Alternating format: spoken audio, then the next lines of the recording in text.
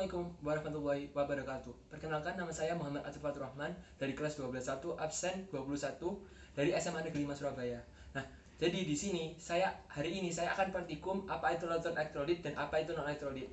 Jadi bagaimana cara membedakannya. Nah, tapi sebelum dimulai, ada satu hal yang harus saya beritahu terlebih dahulu agar mempermudah pemahaman dari praktikum ini. Jadi apa itu definisinya? Jadi satu, elektrolit. Larutan elektrolit adalah larutan yang dapat terionisasi dan dapat menghantarkan listrik. Nah, larutan elektrolit dibagi jadi dua. Ada yang kuat sama ada yang lemah. Kalau yang kuat, artinya dia terionisasi sempurna. Kalau yang lemah, artinya dia terionisasi sebagian. Nah, terus ada satu lagi, yaitu larutan non-elektrolit. Apa itu larutan non-elektrolit? Larutan non-elektrolit adalah larutan yang tidak dapat menghantarkan listrik dan tidak dapat terionisasi. Nah, terus gimana cara bedain yang mana elektrolit kuat, lemah, dan yang mana non-elektrolit? Nah, itu tujuan dari praktikum kita kali ini, yaitu untuk membedakan mana yang elektrolit dan mana yang non-elektrolit.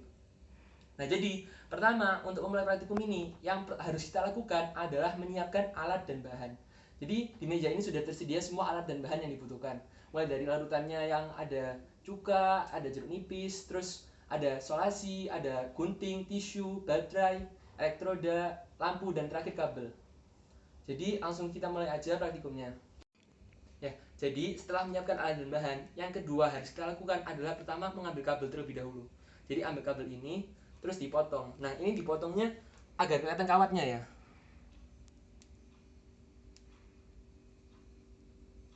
Gini sampai bisa diambil.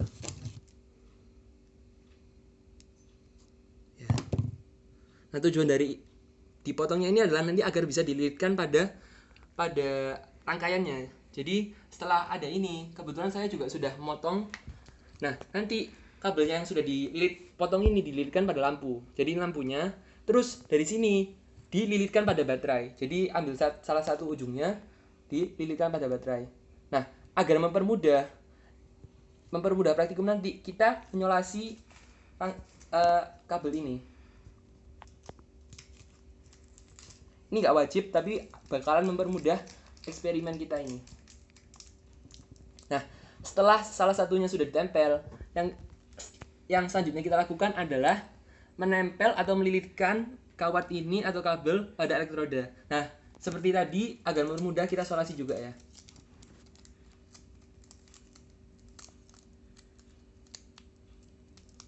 Nah, kalau udah, lanjut ke kabel satunya lagi. Sama seperti tadi, dililitkan juga pada baterai.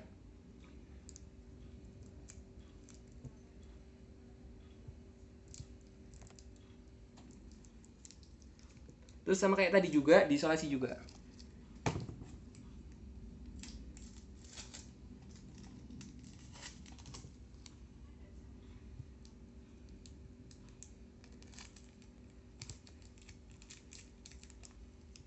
Nah, sebelum kita lanjut lebih jauh lagi, yang harus kita lakuin adalah mencoba rangkaian ini berhasil apa tidak. Apakah lampunya menyala?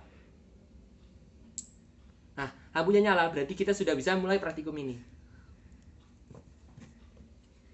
Nah, coba kita pada larutan jeruk nipis. Apakah menyala atau tidak? Nah, seperti yang kita lihat, larutan ini membuat lampu menyala. Dan seperti yang terlihat, terkumpul gelembung-gelembung pada sekitar elektroda.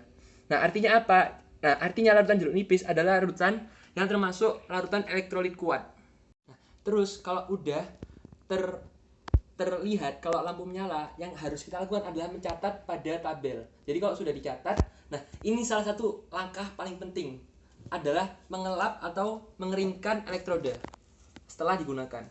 Nah, tujuannya apa? Biar misal nanti dimasukkan larutan lain, itu tidak membuat lampu menyala juga. Misal dia non elektrolit, tapi gara-gara kita udah naruh larutan jeruk nipis ini, nanti dia bisa berubah jadi malah menyala.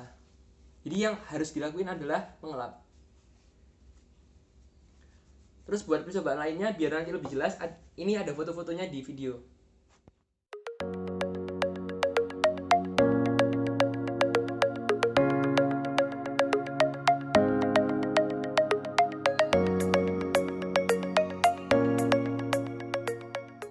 Lalu apa kesimpulan dari praktikum ini? Nah, kesimpulan yang pertama adalah larutan jeruk nipis, garam, deterjen, soda kue adalah larutan yang elektrolit kuat.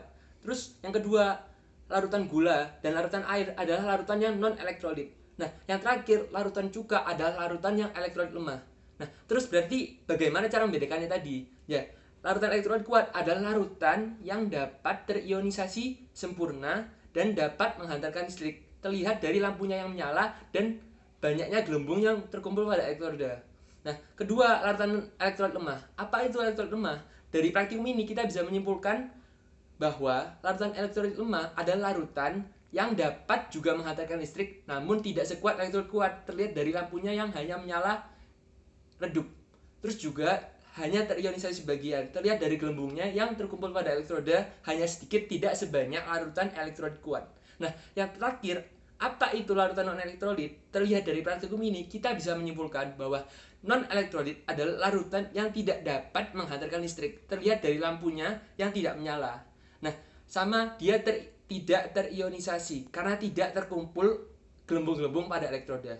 Nah, sekian dari saya. Terima kasih. Wassalamualaikum warahmatullahi wabarakatuh.